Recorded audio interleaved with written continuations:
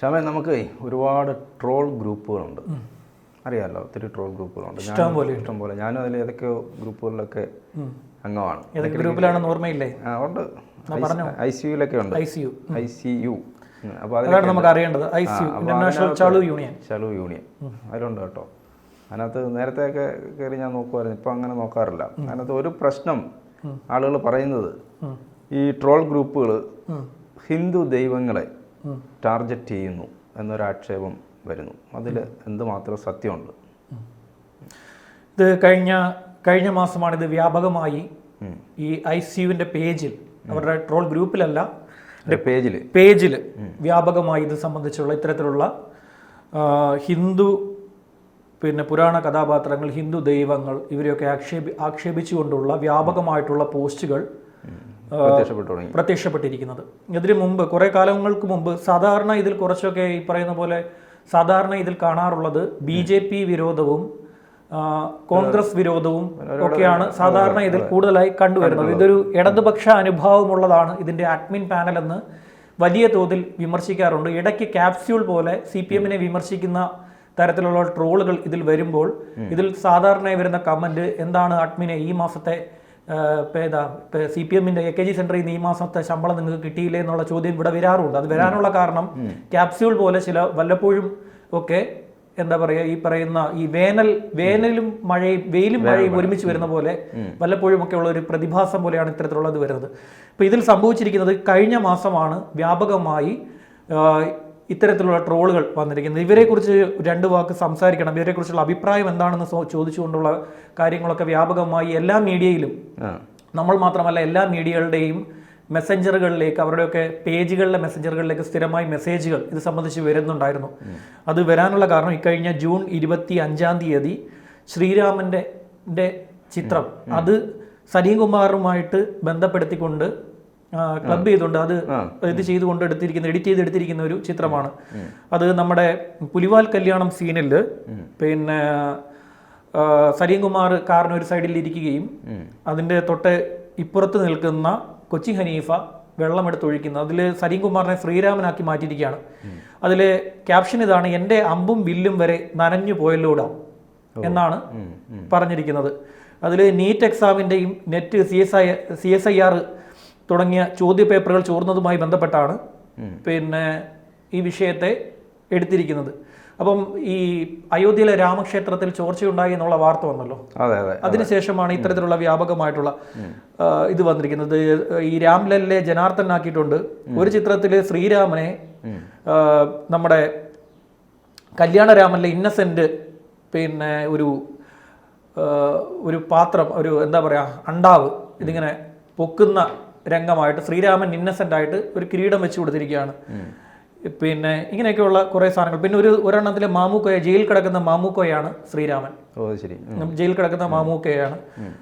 ഇങ്ങനെയാണ് ഇത് പുരോഗമനപരമായി ചിന്തിച്ചുകൊണ്ടാണ് അവർ ചെയ്യുന്നത്. ഇപ്പം ഇതിലൊക്കെ ചെയ്തിരിക്കുന്നത്, ഒന്ന് ഈ ഒരാൾ ഈ ശ്രീരാമൻ്റെത് കൊടുത്തിരിക്കുന്ന ആളുടെ പേര് ലാസർ ഇളയപ്പൻ എന്ന ഒരാളാണ് എന്നാണ് പറഞ്ഞത്. ഇത് വ്യാജ ഐഡിയിൽ നിന്ന് അയാൾ ഉണ്ടാക്കിയിരിക്കുന്ന ഒരു സാധനമാണ്. ഓക്കെ, ഇതിൽ സ്ഥിരമായിട്ട് ഇവർ ചെയ്യുന്ന, ഇവർ പുരോഗമനപരമായി ചിന്തിക്കുന്നത് കൊണ്ടാണ് ഇവർ ഈ ഇത്തരത്തിലുള്ള ട്രോളുകൾക്ക് പെർമിഷൻ കൊടുക്കുന്നത്. അതായത് ട്രോൾ ഗ്രൂപ്പിൽ വരുന്നതാണല്ലോ, പെർമിഷൻ കൊടുത്ത ശേഷമാണല്ലോ ട്രോൾ പേജിലേക്ക് വരുന്നത്. ജൂൺ 25 ശേഷമാണ്. ജൂൺ 25 വ്യാപകമായി ഇത് വന്നിട്ടുണ്ട്. ജൂൺ 26 ശ്രീരാമനെ ഇന്നസെന്റ് ആയിട്ട് പ്രഖ്യാപിച്ചിട്ടുണ്ട്. കുറേ വന്നിട്ടുണ്ട്. ഓക്കെ, പുരോഗമനപരമാണ്, അതവിടെ നിൽക്കട്ടെ. ജോണേട്ടൻ കഴിഞ്ഞ മാസം ജൂൺ 25 26 വന്ന വലിയൊരു വാർത്ത, കഴിഞ്ഞ ജൂൺ മാസത്തിലെ അവസാന വാരത്തിൽ വന്ന വലിയൊരു വാർത്തയാണ്. സെയ്ദ് മുഹമ്മദ് ജിഫ്രി മുത്തുക്കോയ തങ്ങളുടെ ഒരു പ്രസ്താവന, മുസ്ലിം പെൺകുട്ടികളുടെ വിദ്യാഭ്യാസത്തിന് അതിർവരമ്പുകൾ ഉണ്ട് എന്ന് മത പണ്ഡിതരുടെ സമ്മേളനത്തിൽ, ഒരു യോഗത്തിൽ അദ്ദേഹം പ്രസംഗിച്ചു. അവിടെ IUML സംസ്ഥാന പ്രസിഡന്റ് പാണക്കാട് സയ്യിദ് സാദിഖ് അലി ശിഹാബ് തങ്ങളുടെ സാന്നിധ്യം, അദ്ദേഹമായിരുന്നു അവിടുത്തെ ഈ ചടങ്ങിന്റെ അധ്യക്ഷൻ എന്നാണ് ഞാൻ മനസ്സിലാക്കുന്നത്. അവിടെയാണ് ഈ ജിഫ്രി മുത്തുക്കോയ തങ്ങൾ ഈ ഒരു പ്രസംഗം നടത്തിയത്. ചേട്ടൻ ഇനി ആ പേജ് എടുത്തിട്ട് ഏതെങ്കിലും ഈ പുരോഗമനപരമായിട്ടുള്ള, അതായത് സാർവത്രിക വിദ്യാഭ്യാസത്തിനെ ചോദ്യം ചെയ്തുകൊണ്ട് ഒരു മതപണ്ഡിതൻ നടത്തിയ പ്രസംഗവുമായി ബന്ധപ്പെട്ട ഏതെങ്കിലും ഒരു ട്രോൾ ഈ ICUവിൻ്റെ പേജിലുണ്ടോ എന്ന് ചേട്ടൻ നോക്കണം. ഇതാണ് ഇവരുടെ പുരോഗമനം. ഇതാണോ പുരോഗമനം? നമ്മൾ ബാലൻസ് ചെയ്യുമ്പോൾ എല്ലാം നോക്കണ്ടേ? ഇത് വലിയൊരു ചോദ്യമാണ്. ഇവിടുത്തെ കേരളത്തിലെ മുസ്ലിം പെൺകുട്ടികളുടെ ഒരു ജനാധിപത്യ രാഷ്ട്രീയത്തിലെ സാർവത്രിക വിദ്യാഭ്യാസം അനുവദിച്ചു കൊടുത്തിരിക്കുന്ന ഭരണഘടനാപരമായി നിൽക്കുന്ന ഒരു രാജ്യത്ത് ഒരു മതപണ്ഡിതനാണോ ഇവിടുത്തെ പെൺകുട്ടികൾ എന്ത് പഠിക്കണമെന്ന് തീരുമാനിക്കുന്നത്? അതിന് സംബന്ധിച്ചല്ലേ? അത് സംബന്ധിച്ച് എന്തെങ്കിലും ഒരു വാക്ക് എന്തുകൊണ്ടാണ് ICUവിൻ്റെ എവിടെയാണ് അടപ്പിച്ചത്? 2015 ഇവരുടെ പേജ് പെട്ടെന്നൊരു ദിവസം രാത്രിയിൽ ഏപ്രിൽ മാസത്തിൽ ഇത് പേജ് അപ്രത്യക്ഷമായിരുന്നു. 2016 ജൂൺ 23 ആണെന്ന് തോന്നുന്നു. നമ്മൾ പറയുമ്പോൾ വളരെ വ്യക്തമായി ഇതിനെക്കുറിച്ചൊക്കെ സംസാരിക്കണമല്ലോ. ജൂൺ 23 ജൂൺ 24 ഈ പേജ് രാത്രിയിൽ അപ്രത്യക്ഷമായി. അന്ന് ഇതിൻ്റെ അഡ്മിനായിട്ടുള്ള റോഷൻ തോമസിൻ്റെ ഒരു പോസ്റ്റ് ഞാൻ ശ്രദ്ധിച്ചിരുന്നു. ഇതിനെക്കുറിച്ച് ഞങ്ങൾക്കൊന്നും അറിയില്ല എന്നായിരുന്നു അദ്ദേഹത്തിന്റെ പോസ്റ്റ്. ഇതാരാണ് മുക്കിക്കൊണ്ടുപോയെന്നറിയാമോ? ഈ 2015 2016 ഇതിനെ കൈകാര്യം ചെയ്തത് ഇവിടുത്തെ ഇസ്ലാമിസ്റ്റുകളായിരുന്നു. ഈ പേജിനെ കൈകാര്യം ചെയ്തത് വ്യാപകമായി റിപ്പോർട്ട് അടിച്ചുകൊണ്ട് ഈ പേജിനെ അവർ കൈകാര്യം ചെയ്യാൻ ശ്രമിച്ചു. അന്നാണ് ഇവർ ഈ പേജ് ഒന്നുകിൽ ഇവർ ഇതിനെ പ്രൈവറ്റ് ആക്കി ഇട്ടുകൊണ്ട് കൈകാര്യം ചെയ്യുകയോ അല്ലെങ്കിൽ ഈ പേജിനെ തൽക്കാലം മുക്കുകയോ ചെയ്തിട്ടുണ്ട്. അത് ഹാക്ക് ചെയ്തിട്ടില്ല എന്ന് റിപ്പോർട്ട് അടിച്ച് പൂട്ടിച്ചതല്ല, പക്ഷെ റിപ്പോർട്ട് അടിച്ച് തുടങ്ങിയപ്പോഴത്തേക്ക് അവർ ഇത് പേജിനെ മുക്കി എന്നാണ് എനിക്ക് മനസ്സിലാകുന്ന ഒരു കാര്യം. പിന്നീട് ഈ അടുത്ത കാലത്തായിട്ട് ഇവരുടെ പല ഇന്റർവ്യൂകളും ഞാൻ ശ്രദ്ധിച്ചിട്ടുണ്ട്. ഇതിന്റെ അഡ്മിന്മാരുടെ പാനൽ ആദ്യ ഘട്ടത്തിൽ ഇത് 2007 ഓർക്കുഡ് കമ്മ്യൂണിറ്റി ആയിട്ടാണ് ഇത് വരുന്നത്. 2011 ഫേസ്ബുക്കിൽ എൻ്റെ അറിവ് പരിമിതമായിട്ടുള്ള ഞാൻ ഇതിനകത്ത് നിന്ന് മനസ്സിലാക്കിയ സാധനങ്ങളാണ്. കുറെ സെർച്ച് ചെയ്തതിനു ശേഷമൊക്കെയാണ് ഞാനിത് തപ്പിയെടുത്തത്. നമുക്ക് ലഭിച്ച വിവരപ്രകാരം 2011 ഇതിന്റെ ഫേസ്ബുക്ക് പേജ് വരികയും അതിന്റെ റീച്ച് കൂടുകയും ഒക്കെ ചെയ്യുന്നത്. ഇതിന്റെ ഇടയ്ക്ക് ഇവരുടെ ഒരു അഡ്മിൻ പറഞ്ഞു ഇത് ഏതാണ്ട് 10,000-20,000 പേരുള്ള ഒരു സീക്രട്ട് ഗ്രൂപ്പ് ആണെന്നൊക്കെ പറഞ്ഞ് ഒരു പോസ്റ്റ് ഇട്ട് വലിയ മണ്ടത്തരം, ഒരു പോസ്റ്റ് അല്ല ഒരു ചാനലിൽ പോയിരുന്ന സംസാരിച്ച് വലിയ മണ്ടത്തരം പറഞ്ഞതിന്റെ പേരിൽ 2,000 പേരുള്ളത് എങ്ങനെയാണ് സീക്രട്ട് ഗ്രൂപ്പായി മാറുന്നത് എന്ന ചോദ്യം ഉന്നയിക്കുകയൊക്കെ ചെയ്തു. അത് അവരുടെ കാര്യങ്ങൾ, അതിലൊന്നും നമ്മൾ പങ്കാളിയാവുന്നില്ല. പക്ഷേ ഇത് ഈ രാജ്യം മതപരമായും സാമൂഹികപരമായും സെൻസിറ്റീവാണ്. പല പല മതവിഭാഗങ്ങൾ, പല പല ഭാഷകളുള്ളവർ, പല സാമൂഹിക സാഹചര്യമുള്ളവരൊക്കെ ജീവിക്കുന്ന ഒരു രാജ്യമാണ് ഇത്. പക്ഷേ ഇത് സെൻസിറ്റീവാണ് ഈ രാജ്യം. ഇത്തരം വിഷയങ്ങൾ ഇടുമ്പോൾ ഇതിൽ വലിയൊരു ജനവിഭാഗത്തിന് എന്ത് ചെയ്യുന്നു? നോവും. മറ്റു മതസ്ഥരുടേത് അല്ലാത്ത മറ്റു മതസ്ഥരുടേത് എന്തുകൊണ്ട് ഇടുന്നില്ല എന്നൊരു ചോദ്യം ഈ കമന്റ്, ഇതിന് താഴെയും ഒട്ടനവധി കമന്റുകൾ ഇത് സംബന്ധിച്ച് ഇതിന്റെ താഴെ വന്നിട്ടുണ്ട്. ആ കമന്റുകളൊക്കെ കൂടുതൽ തെറിയൊക്കെ വരുന്നത് കൊണ്ട് നമുക്കത് വായിക്കാൻ, നമ്മുടെ ഈ പറയുന്ന പോലെ നമുക്കത് വായിക്കാൻ പറ്റില്ല. എങ്കിലും തിരഞ്ഞെടുക്കപ്പെട്ട ചില കമന്റുകളൊക്കെ നമ്മൾ ഈ സംസാരം മുന്നോട്ട് പോകുന്നതിനിടയിൽ നമുക്ക് പറയാം. അപ്പോൾ പല പല കാര്യങ്ങൾ പല പല ആളുകൾ വന്ന് ചോദിച്ചിട്ടുണ്ട്. ഈ പോസ്റ്റ് ഇട്ടവനോട് പിതാവിനെ ഓർക്കുന്നു എന്നൊക്കെ പറഞ്ഞ് കമന്റുകൾ വന്നിട്ടുണ്ട്. ഇതുപോലെയുള്ള ട്രോൾ മറ്റേതെങ്കിലും മതത്തിനെതിരെ ഇടാൻ ധൈര്യം കാണിക്കുമോ അഡ്മിനെ എന്നൊരു ചോദ്യം വന്നിട്ടുണ്ട്. പ്രസക്തമാണ് ചോദ്യം. ആ ചോദ്യം പ്രസക്തമാണ്. മറ്റേതെങ്കിലും ഒരു മതവിഭാഗത്തിനെതിരെ, മതവിഭാഗത്തിൻ്റെ ഒരു ഗ്രന്ഥമോ അല്ലെങ്കിൽ ഏതെങ്കിലും ഒരു ഏതെങ്കിലും ഒരു മതപണ്ഡിതനെയോ മുന്നിൽ നിർത്തി ഇത്തരത്തിലൊരു സാധനം കൊണ്ടുവെക്കാൻ പറ്റുമോ? ഇവർ മുൻപ് ചെയ്തതിൻ്റെതൊക്കെ ഇവർ അനുഭവിച്ചത് കൊണ്ടാണ് അവരിപ്പോൾ ഇവരുടെ പോളിസിയിൽ വലിയ മാറ്റമുണ്ടായി. ഇവർ തന്നെ പറഞ്ഞിരിക്കുന്ന ഒരു കാര്യം, ഞങ്ങളുടെ മുന്നിലേക്ക് വരുന്ന ട്രോളുകൾ വോട്ടിനിട്ട് നോക്കിയ ശേഷമാണ്, അഡ്മിൻ പാനലിൽ വോട്ടിട്ട് നോക്കിയ ശേഷമാണ് ഞങ്ങൾ പേജിലേക്ക് കൊടുക്കാറുള്ളൂ. അതായത് ഇത്തരം ട്രോളുകൾക്ക് പാസ്സായി പോവുകയും പിന്നെ ഇതിന് എന്താ പറയുക, ജിഫ്രി തങ്ങളുടെ പോലുള്ള വിഷയങ്ങൾ, അതായത് ഒരു പുരോഗമനപരമായി ചിന്തിക്കുന്ന ഒരു സമൂഹത്തിന്റെ കടക്കൽ കത്തിവെക്കുന്ന, അതായത് ഘടികാരത്തിന്റെ സൂചി പിടിച്ച് പുറകോട്ട് കറക്കുകയായിരുന്നു അദ്ദേഹം ആ പ്രസംഗത്തിലൂടെ നടത്തി. അതിനെ അങ്ങനെ വിശേഷിപ്പിക്കാൻ പറ്റും. മുസ്ലിം സ്ത്രീകള്, പെൺകുട്ടികള് വിദ്യാഭ്യാസത്തിൽ ഉന്നതിയിൽ നിൽക്കുന്ന ഒരു കാലഘട്ടമാണ്. ഉന്നതിയിൽ നിൽക്കുന്നത്, ആ സമൂഹത്തെ പുരോഗമനപരമായി കുറച്ചെങ്കിലും നയിക്കുന്നത്, കുറച്ച് കൊണ്ടുവരുന്നത് ആ സ്ത്രീകളുടെ കൂടി പങ്കാളിത്തത്തോടു കൂടിയാണ്. ഇതിവിടെ നടന്നിട്ടില്ല. ഈ സംഭവം ഇവിടെ നടന്നിട്ടില്ല. ഇനി നമ്മുടെ വടകര ഷാഫി പറമ്പലിന്റെ തെരഞ്ഞെടുപ്പ് പ്രചാരണ യോഗത്തിൽ പ്രചാരണ വിജയാഘോഷത്തിൽ സ്ത്രീകൾ പങ്കെടുക്കേണ്ട എന്ന് പറഞ്ഞുകൊണ്ട് അവിടുത്തെ പങ്കെടുത്താലും നിശബ്ദരായി നിങ്ങൾ വന്ന് അഭിവാദ്യം അർപ്പിച്ച് മടങ്ങി പോകണമെന്ന് ഒരു ലീഗ് നേതാവിന്റെ ഓഡിയോ അടക്കം പുറത്ത് വന്നിട്ട് ഇവരൊരു ഇടതുപക്ഷ ചായ്വുണ്ട് എന്ന് പറയുന്ന ICU അതിനോടും പ്രതികരിച്ചിട്ടില്ല. ഒരു വാക്കുപോലും, പേടിയെന്നല്ല. ഇതിന്റെ അഡ്മിൻ പാനൽ സംബന്ധിച്ച് സംശയങ്ങൾ ഉളവാക്കുന്ന രീതിയിലുള്ള പ്രവർത്തനങ്ങൾ ഇവിടെ നടക്കുന്നുണ്ട്. ഇവർ എന്തുകൊണ്ട് ഇവർ ഇടതുപക്ഷത്തിന് ചായ്വുണ്ട് എന്ന് പറയുമ്പോഴും ഇവരുടെ അതിനോട് ചേർന്നുള്ള, അതായത് ഇടതുപക്ഷത്തോട് ചേർന്ന് എന്നുള്ള ഇവരുടെ പോസ്റ്റുകൾ പോലും സെലക്റ്റീവാണ്. അതിൽ പോലും സെലക്റ്റീവായിട്ട് ഇവർ കാര്യങ്ങൾ തീരുമാനിക്കുകയും നടപ്പാക്കുകയും ചെയ്യുന്നുണ്ട് എന്നത് സംശയിക്കുന്നു. അത് ഒരു വലിയ ജനക്കൂട്ടം സംശയിച്ചാൽ ഇതിന് അവരോട് അവരെ കുറ്റം പറയാൻ സാധിക്കില്ല.